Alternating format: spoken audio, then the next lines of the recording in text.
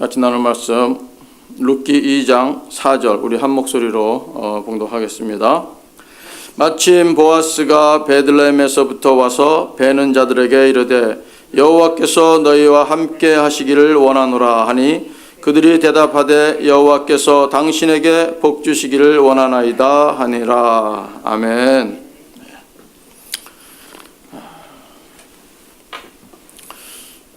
하나님의 사랑을 키우자.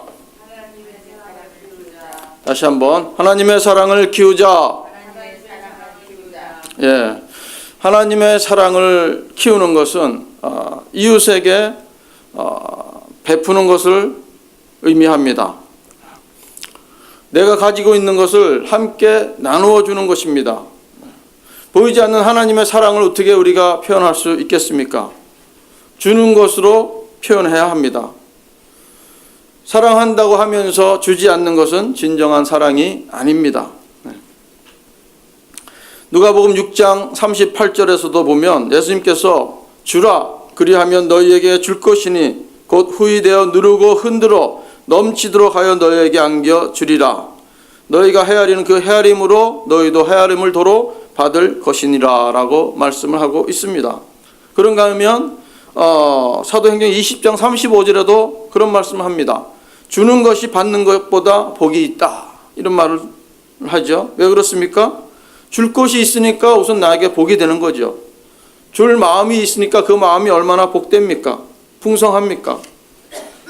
주면서 사니까 하나님이 기뻐하시는 그 믿음의 사람이 되니까 얼마나 또 복이 됩니까?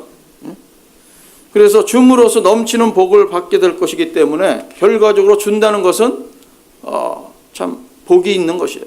예, 복 있는 사람이 되시기를 원하십니까? 예, 우리가 주면서 하나님의 사랑을 키워나가기를 소망합니다. 예. 오늘 본문 내용이 이제 룻기인데 룻이 이제 밭에 나가서 참 이삭을 줍는 그러한 내용이 이제 오늘 본문 내용입니다.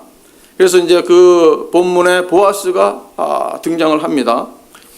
그래서 이제 그 김길이라는 분은 마음아 이겨라라는 책이 있는데 이 책에서 이 룻기의 그 룻의 모습을 설명을 해놨어요. 설명했는데 어떻게 설명했냐면 이렇게 설명합니다.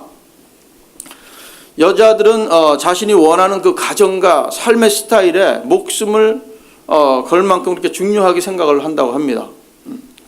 어린 자매라고 하더라도 자신의 생애에 대한 그 기대가 있고 꿈이 있지 않습니까? 그런데 이 아마 룻도 그의 인생에 이삭을 줄 것이라는 것은 생각하지 못했을 것이라는 것입니다. 보통 이 정도로 비참한 생활이 되면 여자들은 우울증이 생기기가 쉽습니다. 망가진 삶에 대한 그 고통은 사람의 마음을 멍들게 하고 몸을 망가뜨리게 하고 말 것입니다. 예를 들어서 살던 집이 조그만 곳으로 옮겨가도 사람의 마음이 얼마나 아프고 어렵습니까? 그런데 이 룻은 하루의 끼니를 위해서 남의 밭에 가서 이삭을 줍는 삶이라는 것은 너무나 초라하고 비참하게 그지 없었을 것입니다. 이런 그 룻이 이삭을 줍는데 참 이렇게 우울증도 걸리지 않고 비참한 생각도 들지 않으면서 할 수 있었던 이유가 무엇일까? 이 작가는 이렇게 얘기합니다. 은혜가 있어야 이삭을 주울 수 있습니다. 은혜가 있어야 이삭을 주울 수 있습니다. 다행히 룻에게는 믿음이 있었고 그 믿음을 보시고 공의를 여기시는 하나님의 보호와 은혜가 있었습니다. 그래서 이삭을 주면서도 룻의 그 내면에 망가지지 않는 그러한 마음을 가지고 있었다는 것입니다. 사람이 그 가장 기본적인 그 생존과 보호의 욕구가 채워지지 않고 심지어 남들이 보기에 창피한 그런 일을 함에도 룻이 상처를 받지 않은 또 하나의 이유는 또 무엇인가? 이 작가는 얘기를 합니다. 그것은 자신의 욕구보다 시어머니를 더 사랑했고 하나님을 신뢰하는 믿음이 있었기 때문이다라고 얘기를 합니다. 우리가 삶이 어려우면 상처받는 게 당연할지도 모릅니다. 하지만 어려울 때 우리는 오히려 더욱 강한 믿음의 사람이 되어서 삶을 극복할 수도 있습니다. 상처받는 것을 당연히 여기지 마십시오. 고통스러운 상황을 믿음으로 극복하는 것을 당연하다고 생각을 해야 합니다. 룻은 평생 맛보고 싶지 않은 비참한 상황에 빠졌습니다. 하지만 그녀는 상처를 받지 않고 자기 연민에 빠지지 않고 담대하게 밭에서 이삭을 주었다고 마음아 이겨라 라는 이런 책에서 룻의 모습을 잘 설명하고 있습니다.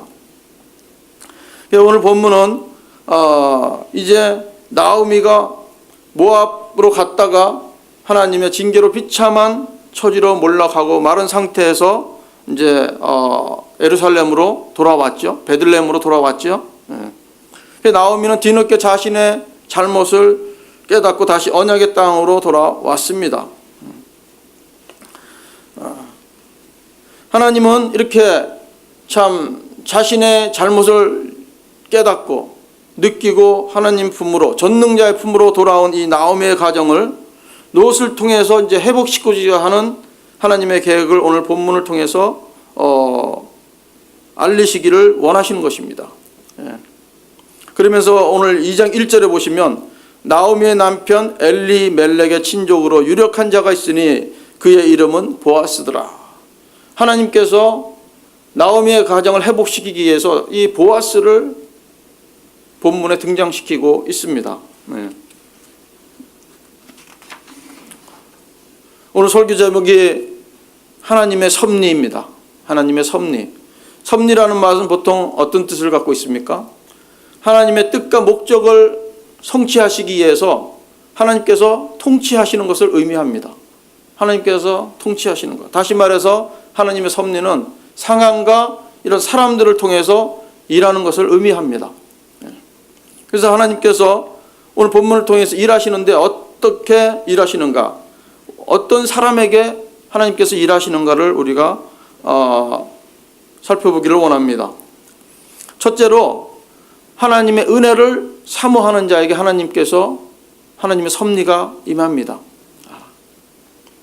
하나님은 죄를 깨닫고 회개하는 자를 용서하시죠. 그리고 은혜를 베푸시는 것이 하나님의 사랑입니다.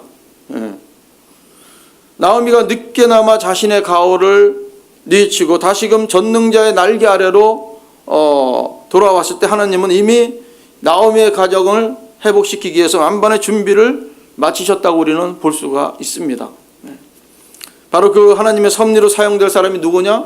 엘리멜렉의 친족 보아스였습니다. 하나님은 이 보아스를 통해서 나오미의 가정을 회복시켜 주시고자 계획하셨는데 이것은 나오미가 미처 상상하지도 못했던 하나님의 주권적인 섭리였습니다. 3절에 한번 보세요. 3절에 보시면 룻이 가서 베는 자를 따라 밭에서 이삭을 줍는데 우연히 엘리멜렉의 친족 보아스에게 속한 밭에 이르렀더라. 하지만 이것은 사람의 입장에서 보면 우연일 수 있습니다. 우연히 엘리멜렉의 친족 보아스에게 속한 밭에 이르렀다고 얘기하고 있습니다. 우연히. 이 어떤 목사님들은 이 우연이라는 말을 참 사용하기 싫어합니다. 왜냐하면 하나님의 이런 섭리를 무시하는 것이다. 믿음이 없는 사람이 쓰는 말이다. 이렇게 아주 우연이라는 말을 사용하기를 거북해하는 분들이 있습니다. 하지만 그런 것이 아니에요. 우연이라는 것은. 우연이라는 것은 뭐냐면 내가 의도하지 않았는데 하는 것. 의도가 안 하고 했던 것이지 이것이 뭐 그냥 하나님의 섭리를 완전히 배제시키는 것이 아니에요. 성경에서도 우연이라는 말을 쓰잖아요. 우연이라는 말이 이렇게 나쁜 말은 아닙니다. 비록 우연이라고 하지만 이것은 하나님 입장에서 보면 준비된 섭리였습니다. 그 우연에 해당하는 히브리 말이 뭐냐면 미크레라는 단어가 사용이 됩니다. 그 의미는 뭐냐면 만나다, 부딪히다, 조우하다 이런 동사에 파생된 명사입니다. 그래서 정확하게 해석을 하면 누군가 만나게 되는 것 혹은 부딪히게 되는 것이란 의미를 가지고 있는 말이 바로 우연이라는 단어입니다. 그렇다면 우연이란 이 사람이 예상치 못하게 만나게 되는 일들, 더 나아가서는 하나님이 계획하셔서 정해주신 운명과도 같은 그런 것입니다. 룻이 우연히 보아스의 집에 이르게 되었다는 것은 나오미에 대해서 구원의 드라마가 하나님의 세밀한 계획과 섭리 가운데 이제 룻을 통해서 이루실 것을 암시해주는 그러한 내용입니다. 하나님은 의도적으로 룻의 발걸음을 보아스의 밭으로 인도하신 것입니다. 잠언 16장 9절에 이런 내용이 있습니다. 사람이 마음으로 자기의 길을 계획할지라도 그의 걸음을 인도하시는 이는 여호와시니라 라고 하고 있습니다. 우리가 아무리 계획하고 해도 그 걸음을 인도하시는 분은 하나님께서 하시는 거예요. 하나님은 사람의 그 갈 길과 방향을 결정하시는 분이십니다. 우리가 우연히 간 것 같지만, 룻이 우연히 나가서 이삭을 주우러 나갔지만 그것은 하나님의 섭리예요. 하나님께서 결정하신 것입니다. 룻이 밭에서 이삭을 줍고 있을 때 마침 보아스가 자신의 밭에서 이삭을 줍는 그 룻을 발견하게 됩니다. 그죠? 그것 역시 하나님의 섭리라는 거죠. 그것이 어떻게 저절로 이루어졌겠습니까? 그래서 이 보아스의 눈에 띈 룻은 보아스에게 궁금증을 야기를 합니다. 그래서 이 룻에 대해서 사안에게 이 베는 자들을 거느리는 사안이라 그랬어요. 그러니까 아마 그 총 감독을 하는 사람이었겠죠. 이삭을 줍는 사람들을 관할하는 그 사안에게 보아스에 대해서 묻습니다. 그런데 이 사안은 이 룻에 대해서 얘기해 주면서 룻의 칭찬을 아끼지 않아요. 그래서 이 사안의 이런 칭찬을 통해서 보아스는 룻에 대한 호감을 가지게 됩니다. 이 모든 일이 우연히 일어난 것 같지만 우연이 아니라는 것입니다. 하나님의 섭리에 따라서 이루어지는 것이라는 것을 우리는 알아야 합니다. 모든 순간순간이 하나님께서 인도하시는 거예요. 우리를 방향을 결정해 주시는 분이 하나님이십니다. 그렇게 하나님의 섭리를 통해서 룻은 축복을 받게 되는데 그 근본적인 이유가 어디 있느냐는 것입니다. 그 2절에 우리가 한번 보시면 이런 내용이 나옵니다. 모압 여인 룻이 나오미에게 이르되 원하건대 내가 밭으로 가서 내가 누구에게 은혜를 입으면 그를 따라서 이삭을 죽겠나이다 하니 나오미가 그에게 이르되 내 따라 갈지어다 하매 이렇게 말씀하고 있어요.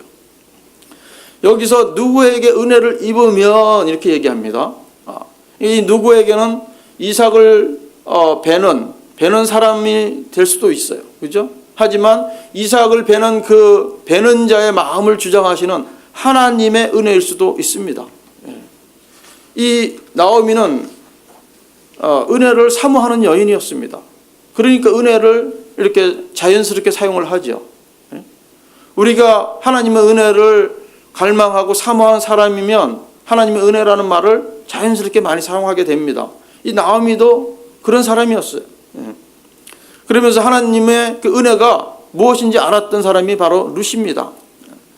받을 자격이 아무것도 없고 값없이 그냥 주는 하나님의 사랑이 바로 은혜 아닙니까? 이 은혜를 룻은 알았던 것입니다. 그래서 이 룻은 은혜를 사모했어요. 왜냐하면 그들에게는 하나님의 은혜가 아니면 하루도 살 수 없는 그런 상황이기 때문에 그래요. 한 끼도 해결할 수가 없는 그런 상황에서 하나님의 은혜를 갈구할 수밖에 없는 이 룻의 우리 심정을 알 수가 있습니다. 여러분도 은혜를 사모하시기 바랍니다. 하나님의 은혜가 아니면 우리는 오늘 하루도 살아갈 수가 없는 존재들입니다. 하나님께서 은혜를 주셔야 세상을 이길 수 있는 힘을 공급받을 수 있기 때문입니다. 은혜를 사모하는 자에게는 하나님께서 반드시 좋은 것으로 주신다는 것을 믿어야 합니다. 왜냐하면 믿는 대로 되기 때문에. 그래서 마태복음 7장 11절에는 이렇게 말씀합니다. 너희가 악할지라도 좋은 것으로 자식에게 줄 줄 알거든 하물며 너희 하늘에 계신 너희 아버지께서 구하는 자에게 좋은 것으로 주시지 않겠느냐. 그런가 하면 누가복음 18장 7절에도 이렇게 얘기합니다. 하물며 하나님께서 그 밤낮 부르짖는 택하신 자들의 원한을 풀어주지 아니하시겠느냐? 그들에게 오래 참으시겠느냐? 은혜를 사모하시는 저와 여러분이 되기를 원합니다. 두 번째로 하나님의 섭리는 공손하고 성실한 자에게 임한다는 사실입니다. 공손하고 성실한 자에게 임합니다. 룻은 믿음의 여인이었지만 동시에 공손한 여인이었습니다. 우리가 아까 2절 읽었지만 다시 한번 볼까요? 모압 여인 룻이 나오미에게 이르되 원하건대 내가 밭으로 가서 내가 누구에게 은혜를 입으면 그를 따라서 이삭을 줍겠나이다 하니 나오미가 그에게 이르되 내 따라 갈지어다 하매. 룻은 어머니에게 밭에 나가서 이삭을 줍게 해달라고 허락을 구하고 있습니다. 룻은 임의대로 행동하지 않았습니다. 시어머니의 권위를 존중했던 것이죠. 시어머니를 존중했기 때문에 시어머니한테 물었던 것입니다. 내가 나가서 이삭을 주어도 되겠습니까? 얼마나 공손한 여인입니까? 부모의 권위를 존중해 주는 것만큼 큰 효도가 없습니다. 우리가 큰 효도로 부모에게 잘하는 것, 나이 드신 분들에게 잘하는 것이 많은 것을 사주고 돈을 주고 맛있는 걸 사주는 것도 물론 그렇지만 더 중요한 건 마음이에요. 마음. 그분을 존중해주는, 참 뭐라도 하나 그분에게 이렇게 물어서 허락을 받고 하는. 그런데 요즘은 그렇지 않은 자녀들이 많이 있습니다. 부모에게 물어보지 않고 자기 원하는 대로 행동하는 사람들이 많이 있어요. 그런 행동을 보는 부모의 마음은 얼마나 암담하겠습니까? 하지만 룻은 이렇게 작은 것까지도 시어머니에게 허락을 구했다는 것을 보면 참 얼마나 룻은 공손한 모습입니까? 공손한 사람입니까? 얼마나 상대방을 존중해 주는 행동입니까? 그래서 에베소서 6장 2절의 말씀을 잘 지키는 사람이 바로 룻이었다는 것이죠. 에베소서 6장 2절에 무슨 말씀이 나옵니까? 내 아버지와 어머니를 공경하라. 이것이 약속 있는 첫 계명이니라고 말씀을 하고 있지 않습니까? 그런가 하면 계속해서 이어지는 말씀은 뭐냐면 이로써 네가 잘되고 땅에서 장수하리라 이렇게 말씀하고 있습니다. 부모를 공경하는 자에게 하나님께서 복까지 더 주시겠다는 약속의 말씀이 있습니다. 그런가 하면 이 룻은 사회적 인간관계에서도 아주 공손한 여인이었다는 것을 우리가 본문을 통해서 알 수 있습니다. 7절에 한번 보십시오. 7절에 보시면 그의 말이 나로 베는 자를 따라 단 사이에서 이삭을 줍게 하소서 하였고, 이 이삭을 베는 자들한테 와갖고 또 허락을 받는 거예요. 내가 그냥 당신들 뒤쫓아가면서 이삭을 줍겠습니다. 주어도 되겠습니까? 물어봤다는 거죠. 이처럼 룻은 어머니뿐만 아니라 이런 다른 공동체 사람들에게도 상대방의 권리를 존중해주는 여인이었습니다. 그 결과 어떻게 됩니까? 이 사안은 보아스에게 룻이 참 성실하고 공손한 여자라고 칭찬을 해주게 만들지 않습니까? 실제로 룻은 아주 잠깐 쉬는 것 외에는 일에 몰두할 정도로 아주 성실한 여인이었습니다. 그 7절 우리 마지막 부분 또 있죠. 아침부터 와서 잠시 집에서 쉰 외에는 지금까지 계속하는 중이니이다. 사안이 보아스에게 보고하는 내용입니다. 우리가 살면서 여러 가지 기회가 옵니다. 하지만 여러 가지 기회가 오지만 그 기회를 붙잡는 것은 우리들의 몫이에요. 자신의 몫입니다. 룻은 비록 남의 밭에서 이렇게 떨어진 이삭을 줍는 일을 했지만 그 일에 최선을 다했습니다. 성실하게 했습니다. 이런 모습을 우리는 보아스의 사안에게서 발견하게 되죠. 결국 이 사안의 칭찬 때문에 보아스는 룻에 대한 마음이 열립니다. 마음을 열어주는 아주 귀한 일이 어떻게 됐느냐? 룻의 성실함 때문에 보아스의 마음이 열렸다는 것입니다. 호감을 얻었다는 것입니다. 사람들의 마음도 열리게 하는데 하나님께서 섭리하지 않겠습니까? 하나님은 참 이 땅에서 열심히 하고 은혜를 사모하는 자에게 일을 안 해줄 수가 없어요. 하나님께서 구원의 계획, 회복의 기회를 주지 않을 수가 없습니다. 자신의 일에 충성할 줄 아는 사람은 자신에게 찾아오는 기회를 놓치지 않습니다. 우리는 우리들에게 찾아오는 기회를 놓치면 안 됩니다. 예수님은 누가복음 16장 10절에 이렇게 얘기합니다. 지극히 작은 것에 충성하는 자는 큰 것에도 충성되고 지극히 작은 것에 불의한 자는 큰 것에도 불의하니라 라고 말씀을 했습니다. 우리가 작은 것 무시하면 안 됩니다. 작은 것도 충성해야 되면 큰 것은 저절로 충성하게 돼 있어요. 작은 것에 불의하면 큰 일을 만나더라도 불의합니다.